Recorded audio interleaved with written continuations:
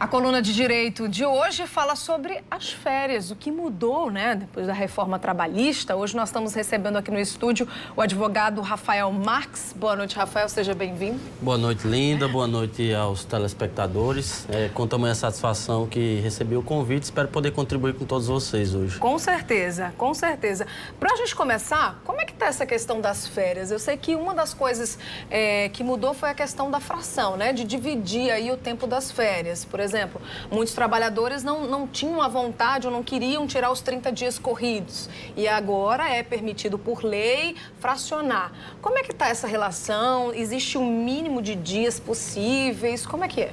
Bem, é importante a gente primeiro explicitar como é que funcionava anteriormente, né? Anteriormente, na legislação anterior, o empregado ele poderia fracionar, juntamente com o empregador, apenas em 2 vezes, né? Em 2 períodos. Hoje não mais pode assim. Hoje é em 3 períodos. Em 3 períodos. Em 3 períodos, né? Desde que seja um com mínimo de 14 dias e os outros 2 com no mínimo 5 dias. Existe um tempo determinado entre uma fração e outra ou não? Não existe um tempo determinado entre as frações, né? O que é que tem que acontecer? O empregado, quando ele trabalha 12 meses, ele adquire o direito às férias, né? Que a gente chama isso de período aquisitivo. Certo. Tá?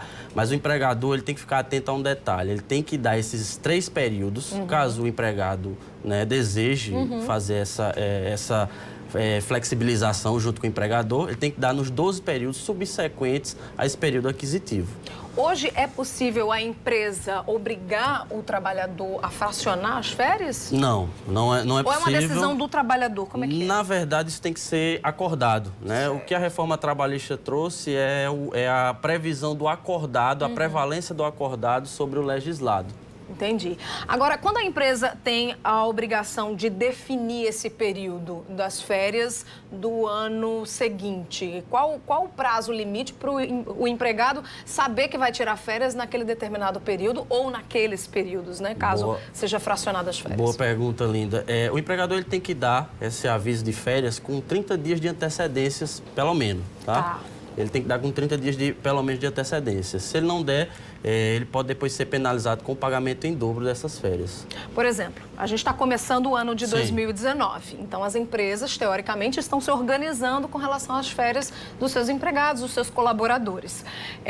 Então, a empresa tem até 30 dias antes do início das férias para comunicar ao trabalhador que naquele período ele vai gozar aí das suas férias, do seu descanso. Assim? Isso mesmo, Linda, e é importante que ele faça tudo por escrito, tá? Ele tem que fazer isso em 2 vias, uma fica com o empregado e a outra com o empregador. Certo. Agora, com relação à venda das férias, alguns trabalhadores têm interesse, inclusive, de vender as férias, enfim, esse período, até para ganhar um dinheiro extra, enfim. Como é que está essa situação depois dessa reforma? Tá, tanto na legislação anterior como na atual, o empregador ele poderia vender, o empregado, na verdade, ele poderia vender 1/3 desse período dos 30 dias. Na verdade, ele pode vender 10 dias, né? Só 10 dias? Só 10 dias. Mesmo ele querendo vender mais, não é possível de acordo com a lei? Não é possível. Entendi. E aí cabe uma decisão do empregado, no caso, vender os 10 dias, ou a empresa pode sugerir isso? Ela pode sugerir, mas o empregado não é obrigado a acatar, né? O empregado, ele levanta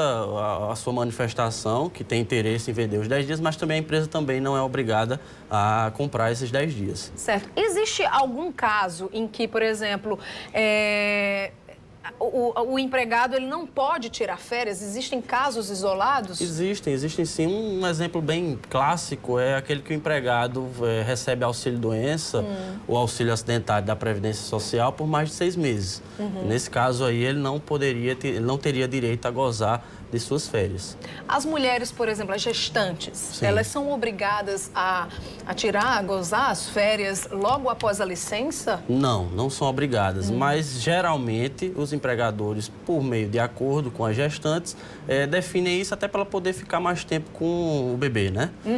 E caso o empregado ele se sentir lesado por alguma forma ou achar que seus direitos não estão, né, sendo cumpridos pela empresa onde ele trabalha, o que ele deve fazer? Caso o empregado se ache lesado, ele pode ou procurar o Ministério do Trabalho ou a própria Justiça do Trabalho. E aí falar o problema, enfim. Contar o problema, procurar um advogado, para que ele tenha toda a orientação devida. E se ele preferir entrar com ação judicial, ele vai ter o seu direito reparatório, né? Se ele preferir optar pela via administrativa, que seria o Ministério do Trabalho, provavelmente um auditor irá comparecer à empresa e autuará esse empregador. Ok, Rafael. Muito obrigada pela sua participação, Por nada, viu? Boa eu que noite para agradeço. você. Boa noite. Até a próxima. Até a próxima.